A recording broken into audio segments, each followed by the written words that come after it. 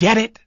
818-985-5735, 818-985-KPFK. Taking your calls here. Let me see. Next up, let's talk to Dawn calling from Santa Barbara. Dawn, welcome to the show. What's the dealio? Hey, Dawn. Is this Dawn from Santa Barbara? This is. Hey, I need you to help me out here. I'm not following this thing. So the problem is that we're upset that the illegal immigrants aren't going to be getting as much funding. You're very close to the border here. They're not, I don't call anyone, illegal immigrants. They are undocumented workers. They're undocumented human beings. To suggest that it is appropriate to refer to a human being as illegal is deeply racist and entirely entrenched in white supremacy. In terms of a more direct response to your question, the way the census works is that resources are assigned based on population counts, resources to the state. So the total amount of money that's going to be spent on roads in California from the federal government is based on the census. The total amount of money assigned, the number of congressional districts based on the census, etc. So this is about allocation of federal resources and how we distribute resources from the federal government to states. This has nothing to do with someone's status, whether they are documented or undocumented. And many families are mixed status, where there are some people who are documented and some people that are not. Well, don't you think that people who aren't here documented or illegally, don't you think that they perhaps shouldn't be entitled to any of these funds? Okay, what funds do you think they're entitled to? What are undocumented migrants getting that you don't want them to get? I don't want them included in where the federal funds are going. So, okay, if you're in Santa Barbara, Dawn, if you're in Santa Barbara, right, there's a number of migrants in the immigrants in the state of California. Some documented, some not. There's, let's say for the sake of argument, it's 2 million people. 2 million people would have an impact on the number of congressional districts. Those migrants, those undocumented migrants or immigrants that we're talking about, they don't get any perks or benefits, but the state is harmed if we lose 1 or 2 or 3 congressional districts just because the federal government has scared these people into not reporting their existence. So this is a perfect example of how white supremacy harms everyone. It doesn't just harm the targets. It doesn't just harm undocumented immigrants. Like, yeah, let's punish them. Let's punish them. Let's just pile it on, Jethro. Woo-hoo! Woo!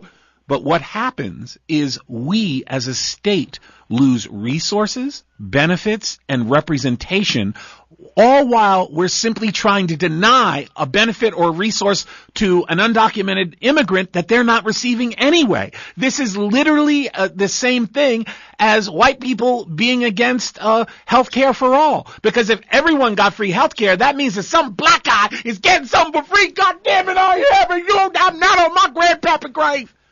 It's the stupidity of saying that, well, I won't bandage my arm for this cut or this wound or this burn because if I do it, some black guy is selling the gauze and he'll benefit.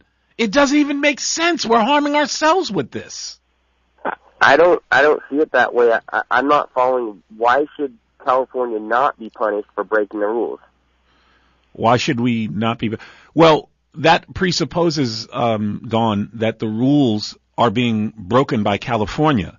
And what you've done effectively is to frame this federal intervention, this illegal federal intervention, as lawful, and California's response as not being lawful. Just because you or I support one of the parties involved, that's not what makes it lawful or not. And the only thing that is required by a census is for a population count. There is nowhere in the legislation around U.S. censuses that say that the U.S. Census must include this immigration information. This is a new wrinkle from a group of white supremacists in charge at the White House. It is unlawful, and there's no precedent for it. Okay, but I'm talking about the core issue here. The core of the thing is why should states that are taking in undocumented immigrants, why should they not be punished? Okay, let me ask you this. How should we punish every state in America has undocumented migrants. How should we punish the 50 states? Those that are not working to fix the situation should have a punishment as far as funding or whatever. Okay. If you are not going to enforce the federal laws. Let me ask you this, Don. Who gets to decide? Who gets to decide what states are working to accomplish this or not? Who gets to decide that? Well, you can start with states that are not declaring themselves as sanctuaries.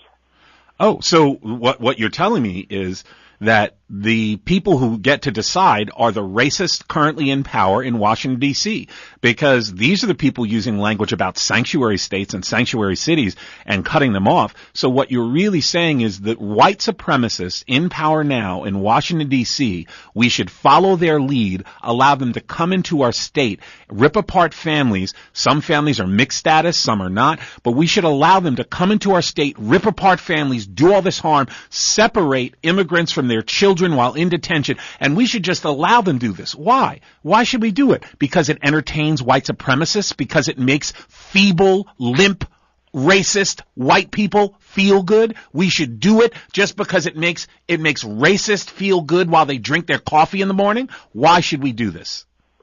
Well, all of those terms existed prior to the Trump administration, so things like sanctuary. No, I asked why we should do this, buddy. You're not responding to the question. You're responding to the question I asked. Why should we do something that only empowers white supremacists? Why should we bend ourselves to their will and to start ripping apart and destroying California families?